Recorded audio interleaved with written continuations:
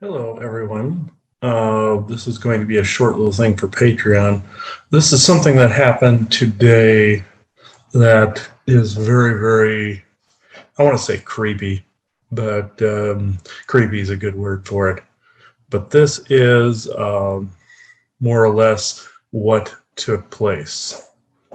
A being by the name of I want to call him Stuan, or he called himself Stuan, tried to say, I'm not going to read the whole channel because he was full of crap. I just want to reiterate that he said that he was an engineer in the Galactic Federation and tried to go. I'm not going to give him any more airtime than he deserves, but what planet Stuan said that he was from, if I can find it, here we go. He tried to say the planet's name was uh, Straliban, and I was suspicious, but I completed the channel, and we had kind of like a rough pat type of day with the energies. So what I did was I thought this was going to be the guest for tomorrow. By this time, it will be prior to Interstellar Council. I looked up when we got home from mail in a box. Looked up to see what Straliban meant. I wanted to see the etymologies of the words, and that isn't what you're seeing here. I'll go through what I mean by all of these things here. Strail. I saw that word pop up. It means a cover letter or to cover. And Iban, that should tell you, Iban, to cover, and Iban. And this being was totally fake, totally tricked me there. So I basically revoked that. And a little while ago, this word came through to me. I just was hearing a word, decent. And so the first link I found was Merriam-Webster dictionary, and it included, let's add that here, included these three phrases, which what the being was trying to tell me through. This is what negative beings use synchronicities, folks. This French phrase at the end of one's Latin, it says, at the end of one's mental resources, exhausted, trying to get me to believe I was exhausted, even though I'm getting sick of things being around, and I'm getting sick of them. What happened was in someone's session, their kind was accosting someone and experimenting on their family line. I found out about it, described what the Evans were to these people, and what their main mission was, all of it through history, and this person understood and was grateful for it. And that forever changed the experiment because it was ousted, and they were mad. And the next one, as a result of own wrong act, used of persons assuming a responsibility as of trusteeship without rightful authority, meaning they're telling me I have no authority over them to disrupt their experiment in any way, shape, or form, which that's BS. The person paid me to go root this out, and who do I find? Next one. Person who, without legal authority, assumes control of a dissident's property as if it were executor, meaning they think I'm purveying over this whole land energetically and over whatever I see and purvey is what I'm being accused of. And that is not necessarily true. So that was I'm going to get this. Sorry, folks, the screen share thing is being annoying. There we go. And one of the next words, they tried to use this word HIFAR, and it ended up being a reactor research station. I'm assuming Pine Gap. I'm not sure where this is. I'm thinking they were saying where they were conducting research because they're stupid. So they're telling me where they are, and they're saying this is real research or something. Then they brought me to this, which you can obviously see this is a fictional character, And I'll go to the end of this. I'll have to read all this. It's a Daggerhar, okay, hang on. Created by the ancient Nilai Kani civilization in order to clean up its pollution. Daggerhara instead released poisonous starfish called Barum that overran and destroyed civilization. What they're trying to say to me is either A, I was poisoning them by releasing like poisonous words or stars or information, or they say they were going to destroy our civilization, meaning it was a threat. It was one of those two. You can go either way with that one. And that was not it. Okay. The other one was dagger, stabbing weapon. That one was a threat. I don't have that up there. Everybody knows what a dagger is. So it went to this one. The word smarmy. And this, but because this guy, this guy, Stuvan, wanted to always smile. He was always smiling, but again, covered. It was a fake smile. This was the last word. Revealing or marked by a smug, ingratiating, or false earnestness. Again, this goes back to the false downloads that we were talking about in another program, and false earnestness, false sense of urgency, because his name kept popping into my head, and then I wanted to see who this was. And Isaac also said at the end of the channel, he was giving me clues here. He said, he is good, but not all of his people are like mine, so be careful.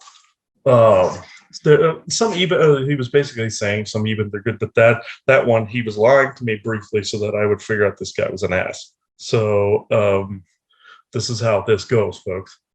And also, what is a smarmy smile? Smarmy describes someone who is overly flattering and fake. He was overly flattering to me a bit, but in more of a subtle overly, if that makes sense. This is how he did it. Again, I don't want to give this creature any more air than I have to, but let me see here. Actually, you know what? I'm just going to read you what he said, and you can decide for yourself here. I said, hello, who do I have with me, please? Hello, friend. My name is Stuan, and I am indeed an engineer with the Galactic Federation. This would have been an interesting story had this been a real one. When my daughter was of a certain age, my wife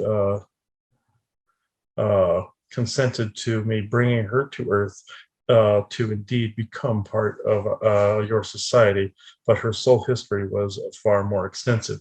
This had to do with the person's session, meaning this person was brought to Earth to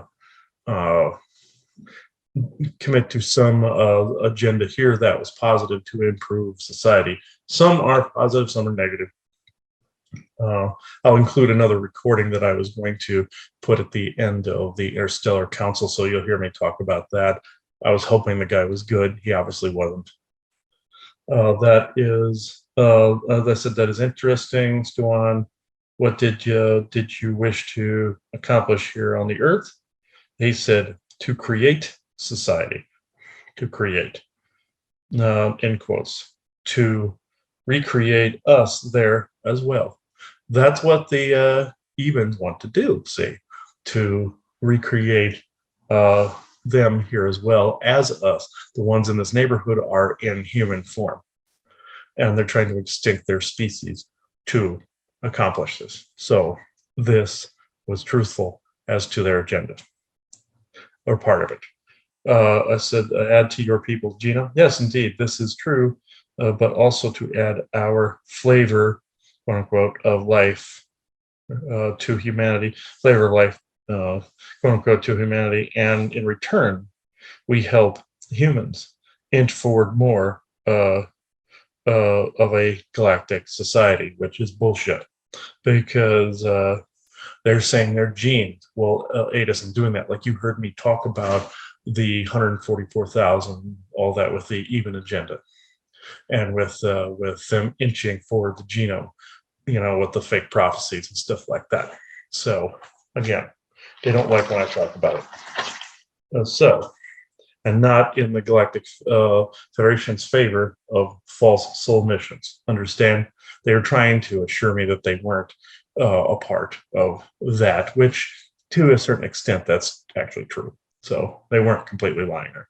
They said, yes, do I do? What planet are people from? Here we go. I myself come from a planet named Stralavan. They tried to use they'll use straw, a word I was unfamiliar with, to cover, and Iban, a manipulated version, IBAN version of even. But also IBAN is also bank routing numbers. They were also trying to tell me that they were trying to block our abundance and money in some way. So that happens to also be true. Let's see here. Let's see. Stralavan, a fallen world from the old wars. Stralavan has been now been recreated or transformed or terraformed within the Pleiades and is just exactly like I remember it to be, right down to the very molecule we recreated in imperfect detail. Said, interesting. Why did you not resurrect Stralaban from the ashes of war, where it stood from them? It was destroyed completely, so this was not possible. Unfortunately, but fortune would have it that we had saved every animal and piece of flora and fauna from the original Stralaban. They're kind of poking at Noah's Ark a little bit and the destruction of Maldek / Asgard, also Nibiru. So they were throwing the Nibiru mythology in there. And they said to recreate it within the Pleiades to our specifications from a world devoid of life. Folks, that is the crux right there. One that doesn't seem important. That is basically the world devoid of life, putting life to a lifeless world. That would be Nibiru. That would be their Orion connections, not Pleiades, Orion. If you look at it head on, Pleiades is over here. It would be to your right, Orion and Sirius. So that is a clue right there. And Nibiru could move back in the day. World devoid of life. They were trying to bring in the Nibiru mythology. So, and the 12th world. Garbage. Well, it's not garbage, but you get the idea. And he said, then we found your people. Found. Yeah. Conquered is more like. Full of life you are, but needing to find yourselves. This is a poke at the bastardization of the inner work process. This is a poke, meaning, let's see, how did he word this? Found your people full of life. You are, but needing to find yourselves. He even tried to pull the Yoda, full of life you are. He tried pulling the Yoda thing. That is basically poking at the inner work process, pretty much to saying, you're always in need of working on yourself, which there is truth. Yes, you hear us say that, but at the same time, he was also saying that, it's all you. It's all you. No, it's all you. Crap. Your ping to us today was quite the pleasant surprise, I must say, dear Chris. And I'll stop going from there because I really stepped on it with this one, falling for that. But breaking down the etymology, breaking down of the words and breaking down how they were saying things, they were saying exactly what they were doing, even with all these words. They were someone who is overly flattering and fake and give me the information I wanted to hear by piecing together bits of galactic history that together were hollow, but I still understood it. So this is how that guest guest for tomorrow turned out to be. There is a real set of beings in that person's read. If they're hearing this, there's a real set of beings that were her galactic parents. This butthead was not one of them. If that being at some point, if their benevolent wishes to step forward, they will be welcomed. But this was basically Ebens pulling the wool over the eyes, basically giving little threats in the definitions. There are some that I ended up closing the tab for, but even you know how when you see um, like these little things, uh, these little signs. Uh, this is they usually put it in here as well. You're on Google. Oh, you don't see it because I turned off screen share. Right in these little areas here of Google, where if you want to, if you use it intuitively as to where the message is, and this was another one I clicked: overly obedient or attentive, being sequous is not a good sign. And this guy was overly attentive, so that was another area that goes with the last word, smarmy, which it's hard to pronounce sometimes. You want to say swarmy, but or swami, but yeah. But also on the Webster dictionary, sometimes they'll um, put these little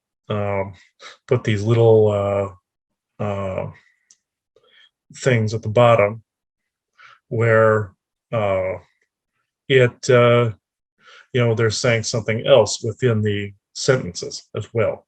Look for that. If it's this was a negative synchronicity, but it was still a synchronicity.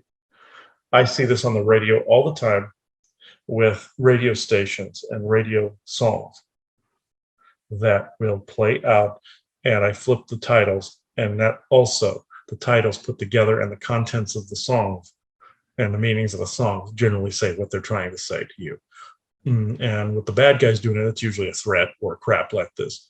So I wanted to put this, and even they're going back to this slow, sleazy taste or quality, smarmy eroticism. That was just a poke uh, at me personally with some of the energies that have been around here. So they were just being an ass. So this is something of great importance, folks. Uh, I wanted this said for posterity. Joanna suggested I record this really fast, so I did so. And this is something that I will put on Patreon within the next week or so from this time. So this is actually been very insightful, more insightful than I thought it would be from a deception like that. This is how you can peg some of these. This was just more of an impromptu thing that came up. Something told me to go look at these words. These words were popping in my head, and they all formed the overall message, which is basically threatening, arrogant, and smarmy. So, with that, I think I'm good at this. This will enter our Patreon. I know the video quality is a little low. It's a little dark in here. So, this is the day before one of our interstellar councils. I'm still having to hunt for somebody new now. I'm thinking it's going to be another elemental that appears tomorrow. I'll have to confirm that later on. So it is 5:55 p.m. Again, that that is one of those false synchronicities as well, trying to cover something real, trying to overall round it off with a false number, triple number like that, folks, like the 111, 222, 333, 444, 555. Remember that. It's 5:55 p.m., 12/2/2021. Thank you. There's something that came up in someone's session, and I believe this may end up applying to the Interstellar Council tomorrow. And if it does, I can put this at the end of it or on the after show. I sometimes forget to do that when I make these. But what took place is this is a concept that happens. This was an example of this in a session. Whereas uh, when someone's a child, they're actually dropped off here, or a group incarnates here to make changes, which you've heard us talk about quite often. But the more Superman-like concept is where parents will send a child to Earth to make changes here. And that's where they got the idea for Superman. Whereas Jor-El and Superman's mother sent him to Earth to get away from a planetary disaster. And he ends up making great changes here. And they say, oh, that's your destiny. Well, there really isn't a destiny in that respect. Think of it like this, where it's a group with an agenda that wants to send their child down here so they have a stake in what happens here. And this happens a lot. We know a person that's their story, and this person in the session that was also their story. But the Orions end up sometimes cocking things up and getting their mitts in it, which then ultimately somebody else ends up being born, just like with this person, whereas their child was more in lockstep with the Orion agenda. The grandchildren were not and will not be. And that's what the ultimate goal was of that group, to interfere with the Orion agenda in that way and also to have a stake in what happens on Earth. And those children were complete wild cards. They were not in lockstep with the agenda. It took the original person to give birth to the one in lockstep. The one in lockstep gave birth to the ones that were totally immune, even to the vaccines. We saw this, or I saw this. So I find that fascinating. These are only 5 and 9-year-old kids. Doesn't mean anybody's any more important than anybody else. It's just people play a role. And you've heard me talk about the even agenda with the nurturing of the genes, like the 144,000 nurturing of the genes. And they don't like it when I talk about this. So they start to mind wipe. And they start to integrate more and more of the hybridization as time goes on. So you don't see more of the alien, you see more of the genius. And that's what indigo, crystal children, golden children were. It was a made-up prophecy by the Ebens, going back to the natives saying something was going to happen, and that's where the legend of the rainbow children came from.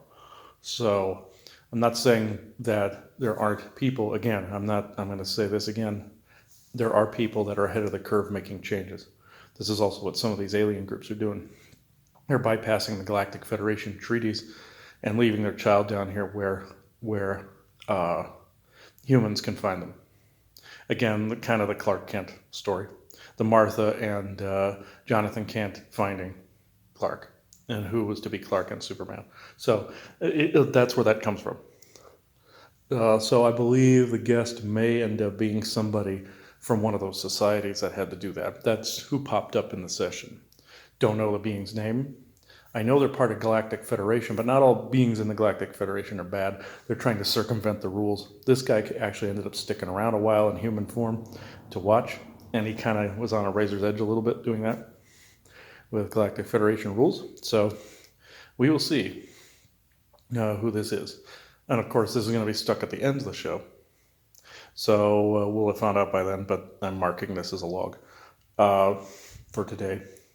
So this was actually quite fascinating. This does happen. Multiple groups do this. Some do it through reincarnation, and some also do it through reincarnation just to test on their individual person who volunteered to come in to be tested. Like some Eben groups do that. Some other gray groups do that. And some other groups do that to test certain things out to gain codexes to go back with. We've spoken about that before. But this was slightly different. This was to affect changes here, primarily. And to basically, so that group has their way here. And they put a issued set of commands in the little child's brain. Or like, when you get older, do this. And sometimes it doesn't always work out that way. And much to the chagrin of some of the groups doing this, we know a couple of them. It doesn't always work because of the way Earth is built. And that Soul had a different idea of how to do things too. But also, Galactic Federation is known for creating fake Soul missions. You got to watch out for them. They're known for pulling crap like that, weaving an agenda in there. But this particular individual was benevolent and had a benevolent intent for this person. And that happens a lot too. And then they are here to, I hate saying fulfilling a destiny. That sounds like old storybook crap. It's more to weave in something good. And the bad guys also do this too, but it's a bloodline war that takes place as well, shifting bloodlines around. This happened in the medieval period, medieval Europe, around the time of King John. Things like this were happening. Like Henry III, I found out wasn't actually his son. It was somebody else's son who they wove that into the bloodline and kept certain codes going from that point. That person's handler was more likely an alien in disguise.